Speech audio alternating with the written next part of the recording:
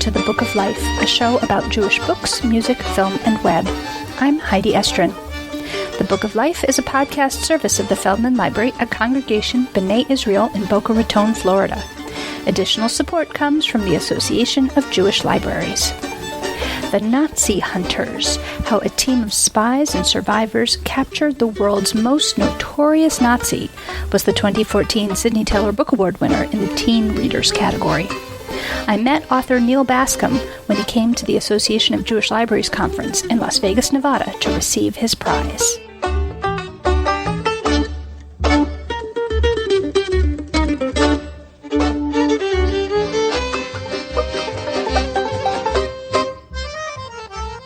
I'm here with Neal Bascomb, author of The Nazi Hunters and winner of the Sidney Taylor Book Award Gold Medal 2014.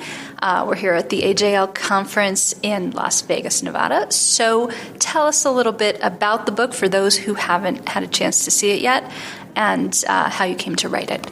Sure. Nazi Hunters is the story of the hunt and capture of Adolf Eichmann, who was basically the mastermind of the Holocaust. He was the one who orchestrated its execution for the Nazis and hand in killing, very sadly, millions of Jews. And it's the story of the Mossad operation to capture him, but also the story of these sort of ordinary individuals, like a 17-year-old Argentinian girl, as well as navigators and pilots of El Al who participated in these operations. I came to write the story of Nazi Hunters a long time ago. I came to the story about 20 years ago when I was studying in college. I lived in Luxembourg, and I happened to walk the dog of a Holocaust survivor. And I didn't know anything about her story until a couple months into knowing her. She told me that she was never able to speak about the Holocaust until Adolf Eichmann was captured. And in a way, his trial, which was very much publicized, gave her license to speak about it, not only to groups of people, but also to family. And so I thought, wow, that's an amazing story that a spy operation would have such an impact. And it took me many more years after that to be in a position to write this story, which I'm very glad I did. Now, you wrote this first as a book for adults. Tell us about that. Yeah, so I am typically an adult nonfiction author, narrative nonfiction, history. So I wrote Hunting Eichmann, and it came out several years ago. And it's a long, 120,000-word book about this story that tells a lot of the history and the layers of who these people were and goes into it much more deeply than I was able to do in Nazi Hunters. But Nazi Hunters, in a way, it's almost a better book because I really boiled down the narrative to its essential components. And so I think it's a much quicker story and in some ways a much more effective one. And how did it come about that you adapted it for younger readers? I got a call one day that said, "Hi, Neal, I'm Cheryl Klein from Scholastic. I just read Hunting Eichmann, and I think it would make a really good book for teen readers and maybe slightly younger than that. Would you be willing to do it?" The idea was, yes, absolutely, I'd love to do that. But then came the process of actually doing it and trying to figure out, do I change the language? Do I just trim it down? What parts do I tell? What parts don't I tell? Book that's 400 pages that now needs to be a third of that. How do I choose? I mean, when you write a book, it's sort of like your child. And so, in a ways, I was being asked to take an arm and maybe a couple toes, and not to get gruesome here. And I found it just almost impossible to do.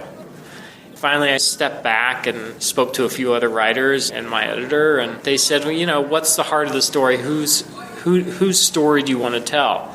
And so I began to look at the story through 2 or 3 or 4 individuals and really try to just focus on them and what they saw and what they experienced. And it kind of opened the doors.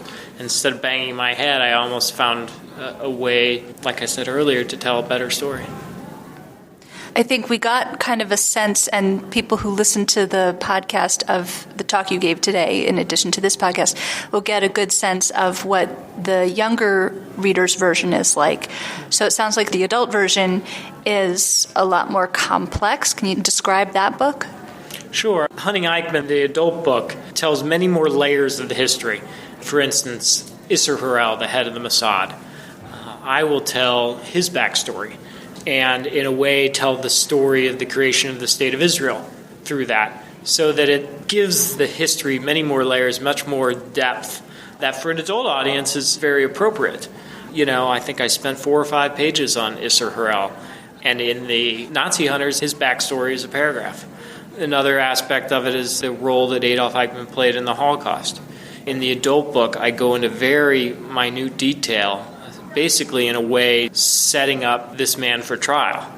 But I didn't have the latitude, I didn't have the space, but I also didn't necessarily, in a book for a younger audience, want to go into the horrific detail, wider brushstrokes instead of fine ones. Mm-hmm. And that's what I tried to do.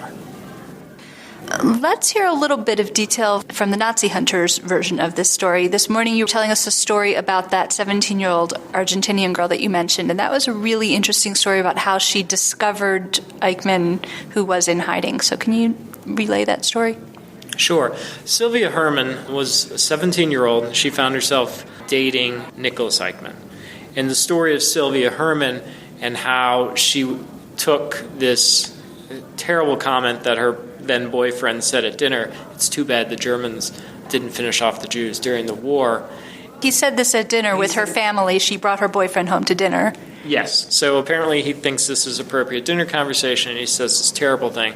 And what he doesn't know is that Sylvia Herman is half Jewish, and that her father had been blinded by the Nazis in the mid-30s and had escaped to Argentina.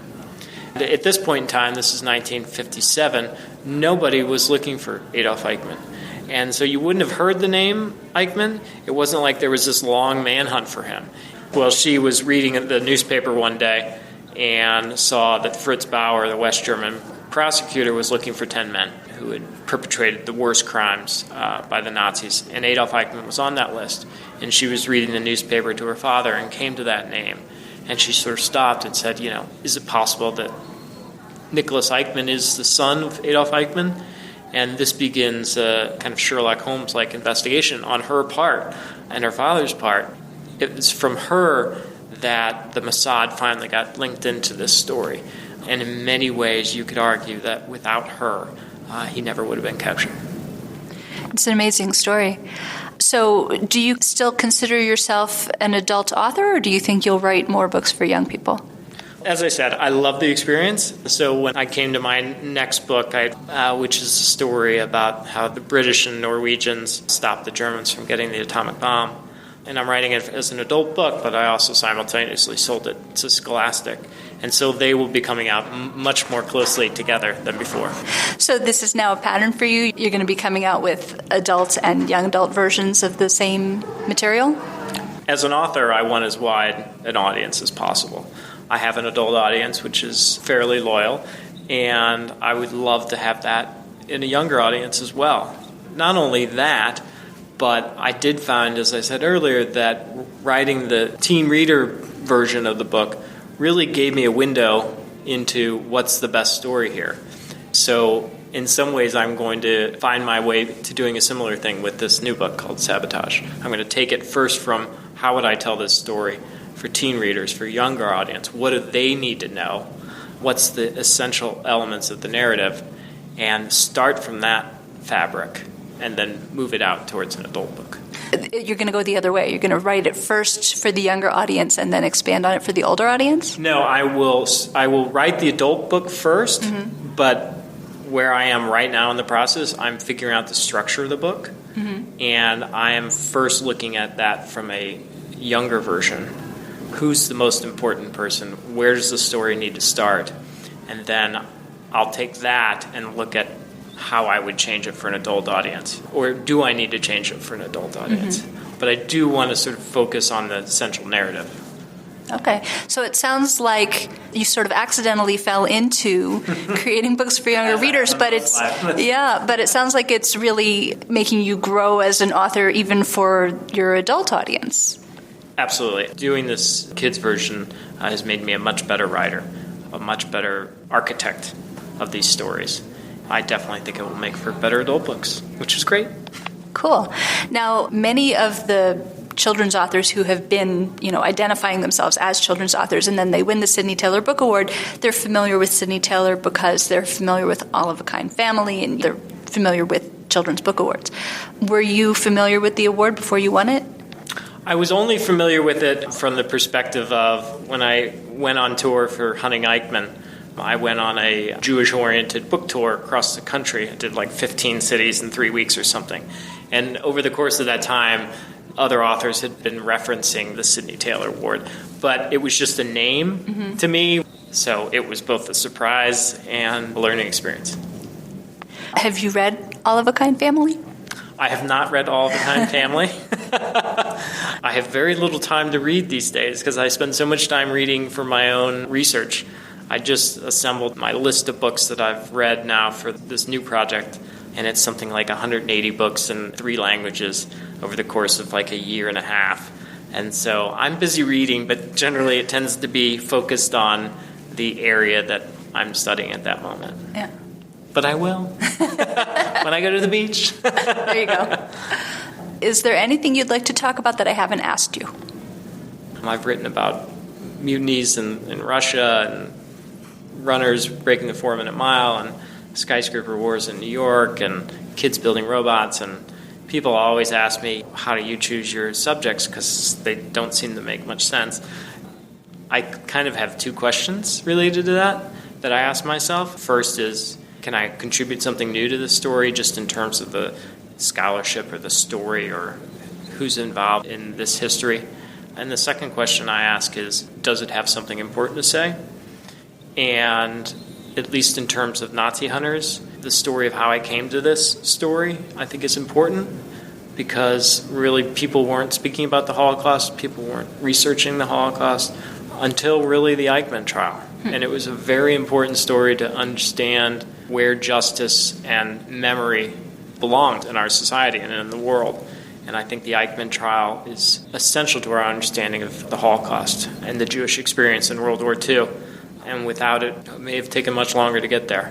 And so I think this story, The Nazi Hunters, is probably the most important story that I've written about. Wonderful. Well, I'm proud that our organization recognized you for your best work. Thank you. So thank you very much, Neal. Appreciate it.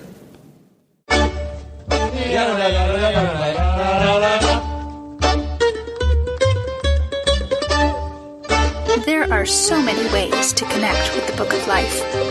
Fan us at facebook.com/Book of Life Podcast. Follow us at twitter.com/Book of Life Pod. Email us at bookoflifepodcast@gmail.com or leave us a voicemail at 561-206-2473. You can also listen to the latest episode by phone at 916-313-3820. And, of course, find links to everything at bookoflifepodcast.com. The Book of Life is a podcast service of the Feldman Library at Congregation B'nai Israel in Boca Raton, Florida at cbiboca.org and is supported in part by the Association of Jewish Libraries at jewishlibraries.org. Our background music is provided by the Freilach Makers Klezmer String Band at freilachmakers.com.